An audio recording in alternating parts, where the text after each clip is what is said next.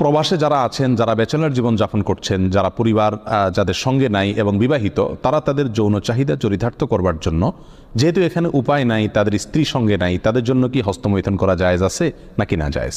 কোরআনে কারিমে আল্লাহ সুবহানাহু ওয়া তাআলা বলেছেন, ওয়াল্লাযীনা হুম লিফুরুজিহিম হাফিজুন ইল্লা আলা আজওয়াজিহিম আও মা মালাকাত আইমানুহুম ফাইন্নাহুম গায়রু মালুমিন ওয়া ফামান ইবতাগা ওয়ারাআ যালিক ফাউলাইকা হুমুল আদুন। তিনটি আয়াত আল্লাহ তাআলা বলেছেন, কৃতদাসী এবং নিজের স্ত্রী, এই দুই শ্রেণী ছাড়া, এই দুটি ক্ষেত্র ছাড়া অন্য কোনো জায়গা যাদের লজ্জাস্থানকে তারা ব্যবহার করে না, সেই সমস্ত লোকেরা সফল মুমিন, তারা সার্থক মুমিন।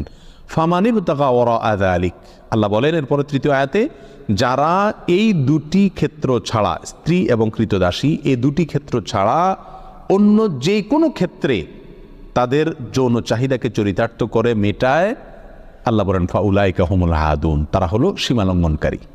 তাহলে এই আয়াতের আলোকে পরিষ্কারভাবে একজন মুমিনের জন্য হস্তমৈথুন করার কোনো অধিকার, কোনো সুযোগ, কোনো অনুমতি ইসলামী শরীয়তে নাই। এটা হারাম এবং কবিরা গুনাহসমূহের মধ্যে থেকে একটি।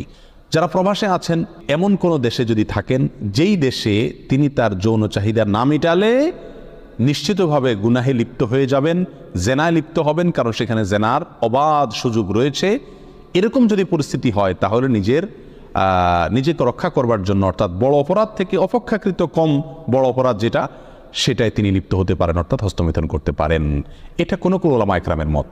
অবশ্য অন্য ওলামা ইকরাম বলেছেন সর্বাবস্থায় হস্তমৈথুন করা কি হারাম। এই জন্য প্রবাসে যারা আছেন তাদের উচিত এই অপরাধ থেকে বেঁচে থাকা।